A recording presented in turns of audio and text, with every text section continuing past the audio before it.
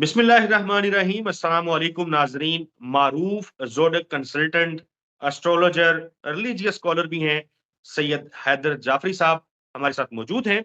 गुज़िश्ता महीने यानी नवंबर में हमने एक वीडियो की थी कि दुआ के लिए मकबूल तरीन जो वक्त है जब दुआएं मकबूल हो जाएं, उन औकात के ऊपर हमने बात की थी और वो वीडियो आपने बहुत ज्यादा पसंद की थी। बड़ा रिस्पॉन्स आया था और बहुत सारे हमारे नाजरीन ने फिर रिक्वेस्ट ये भी की थी कि जब दिसंबर आ जाए तो प्लीज हम लोग बताएं कि दुआ की कबूलियत का बेहतरीन वक्त दिसंबर में कौन सा है। तो हमने सोचा बजाय हम इधर उधर की बातें करें, पॉलिटिकल गुफ्तगू करें, हम नाजरीन के लिए इस हवाले से बात करते हैं। सैयद हैदर जाफरी साहब, सर बहुत शुक्रिया आपके कीमती वक्त का। कौन ऑनर्ड सा सर, ऑनर्ड जी कौन सा वक्त है जी दुआओं का, दुआओं की साथ सर। कबूलियत की मैं साथ? जरूर जरूर बताता हूँ जी। सबसे पहले सर, मैं बड़ा आम सा आदमी हूँ, एडे लम्मे हल्का बात तो मैंने डर लगता है। मैं बस इतना ही तारुफ बहुत है कि he is an ordinary man and that's it. अच्छा, सर, दुआओं की कबूलियत पे हमने पहले भी बात की थी कि दुआ की कबूलियत किसी साथ की मोहताज नहीं है। साथ हम साइंटिफिक तरीके से देखते हैं। जिस तरह सूरज की एनर्जी, मगर चूंकि पहले मैंने बहुत तफसील से बात की तो अब मैं इसको जरा मुख्तसर करता हूँ, लेकिन चूंकि बताना जरूरी है जी ताकि जो लोग नए देख रहे हैं उनको आइडिया हो जाए। बिल्कुल। हम जब ये साथ कैलकुलेट करते हैं ना, तो हम ये चेक करते हैं कि इसकी जो एनर्जी है वो पॉजिटिविटी की तरफ जो है वो किस वक्त सबसे ज्यादा है। तो जब ये साल में महीने बाद और महीने के अंदर कुछ घंटे ऐसे होते हैं कि जिसमें पॉजिटिव एनर्जी बहुत ज्यादा एटमॉस्ट लेवल के ऊपर होती है, इसे मैंने तफसील से पिछले महीने में बात कर ली थी। बिल्कुल। जब आप उस एनर्जी से सिंक्रोनाइज हो जाएं तो आपका सोचना, आपकी दुआ, आपका एक एक चीज वो बहुत ज्यादा जो है वो एनहेंस होती हुई नजर आ रही होती है आपको। इसी तरह जब हम साथ की बात करते हैं ना, तो साथ में जो है एक महीने का खास टाइम होता वो ग्लोबली है। लेकिन चूंकि मैं उसको Pakistan PST, Pakistan standard time के हवाले से कैलकुलेट करता हूँ, यानी +500 जीएमटी। +500 जीएमटी जो है उसके मुताबिक बाकी जितने लोग हैं वो अपनी टाइम जोन के मुताबिक उसको कैलकुलेट कर लें। तो ये दिसंबर 2023 में ये जो साथ का टाइम बन रहा है, ये 14 दिसंबर 2023 को बन रहा है। ओके। 14 दिसंबर 2023 बरोज जुमेरात, ये रात को 11:05 पे ये साथ शुरू होगी। और इस महीने ये साथ जो है वो तकरीबन 5 घंटे और कुछ मिनट के ऊपर है, बहुत लंबा टाइम है। और ये जुमे की रात, यानी जुमा शुरू हो चुका होगा, 15 दिसंबर शुरू हो चुकी होगी।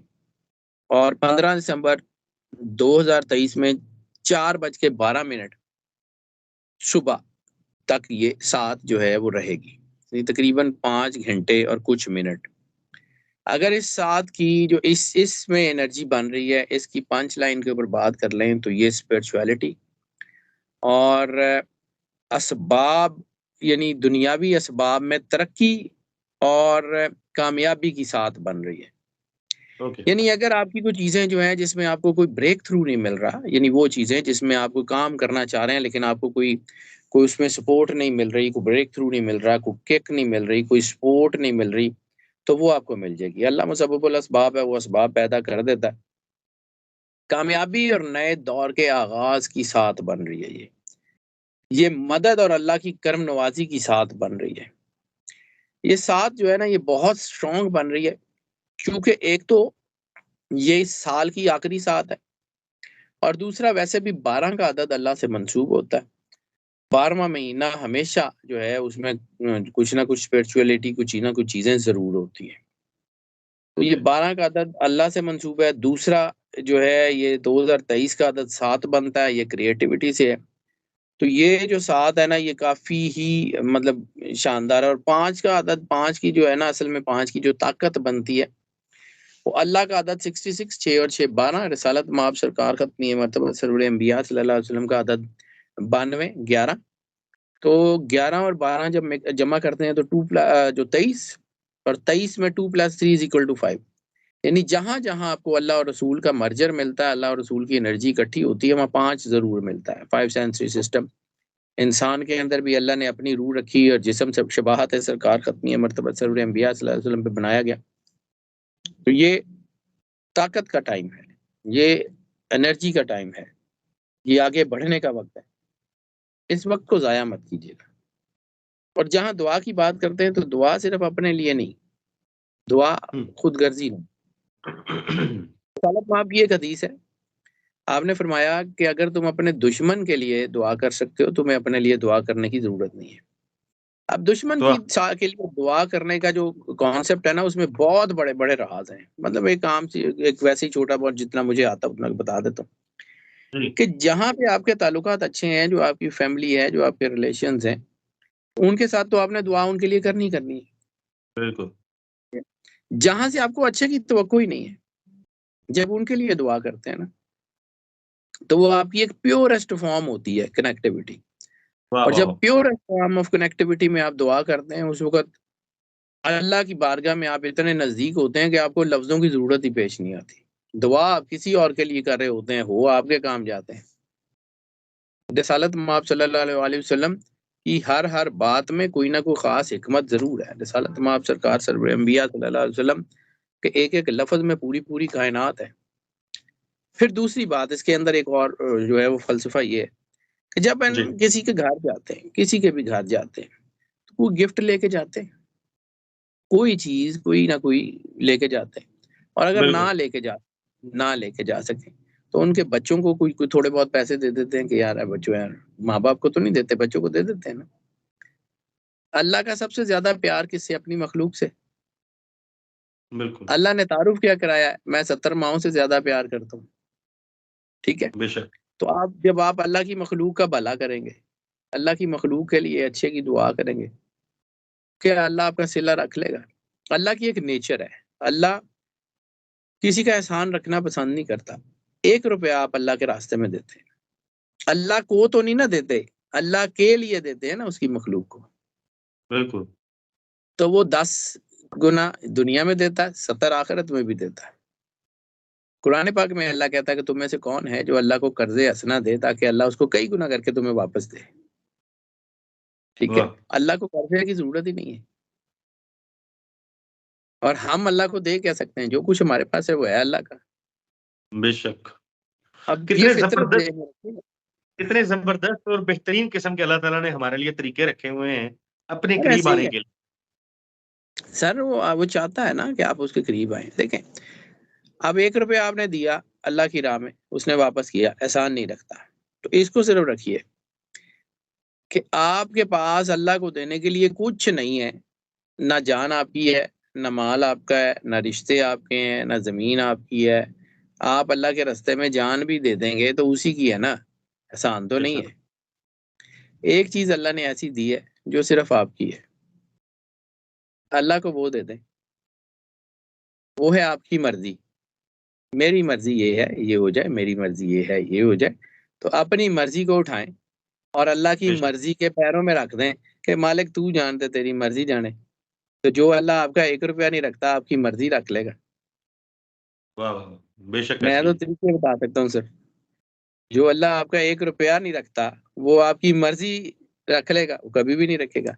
इसी तरह अल्लाह ने आपका ₹1 नहीं रखा, तो अगर आप थोड़ी-सी मोहब्बत अल्लाह से करते हैं, बेगरज़ मोहब्बत करते हैं, क्या वो मोहब्बत नहीं रख लेगा आपकी? उसके बदले में उससे ज़्यादा देगा। तो ये बेशक, चेन साइकिल शुरू हो जाएगा। आप अल्लाह के रास्ते में देंगे, अल्लाह रिज़्क बढ़ा देगा और देंगे और आ जाएगा, वो चेन साइकिल शुरू हो जाएगा। आप अल्लाह की मर्ज़ी पे अपने आप को सरेंडर करते जाएँगे, होता वो चला जाएगा जो आपकी मर्ज़ी है। आप जो है वो अल्लाह से मोहब्बत करते जाएँगे, वो ज़्यादा करता चला जाएगा, होता वो जाएगा कि आपका एक चेन सर्कल शुरू हो जाएगा, आप अल्लाह के करीब आ जाएँगे। This is the nature. तो बिल्कुल इससे ठीक है। ज़्यादा और क्या मतलब वो करे?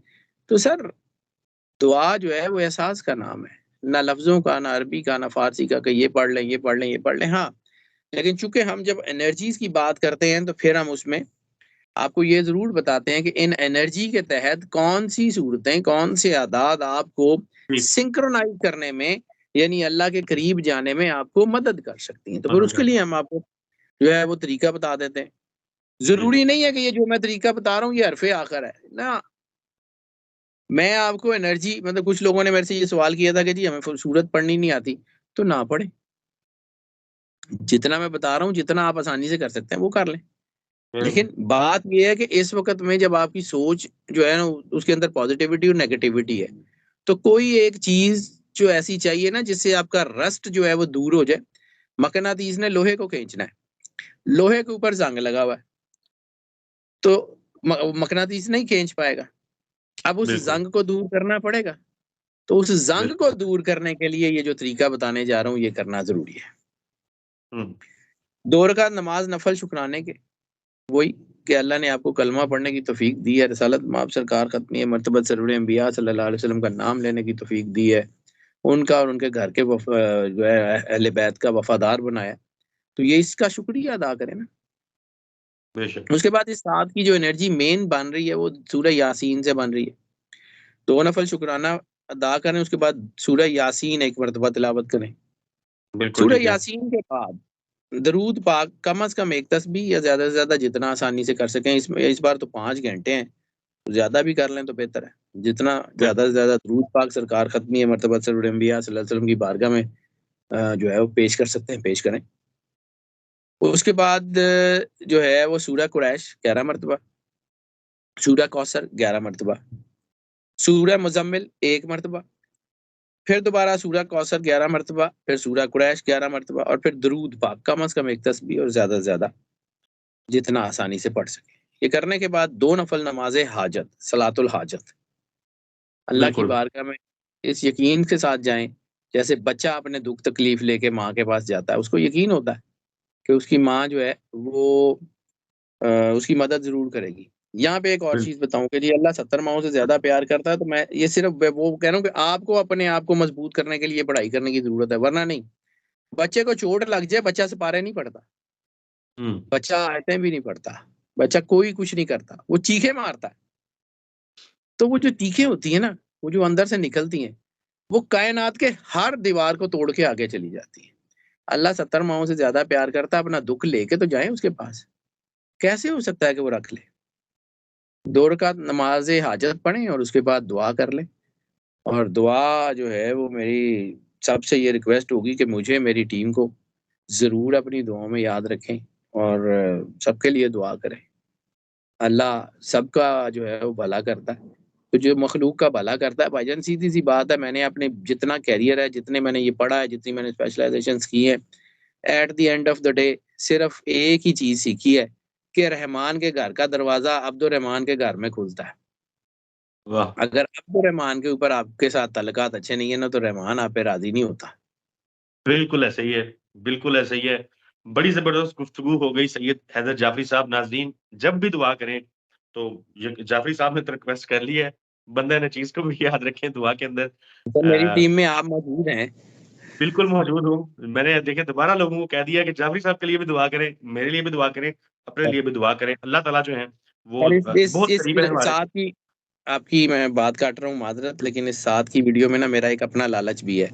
सीधी-सी बात है, अगर कोई इस वीडियो की वजह से कोई एक शख्स भी अल्लाह के करीब हो जाता है ना, तो क़यामत वाले दिन कम से कम मैं इस काबिल हो जाऊँगा कि मालिक हमने तो अपनी कोशिश कर ली थी।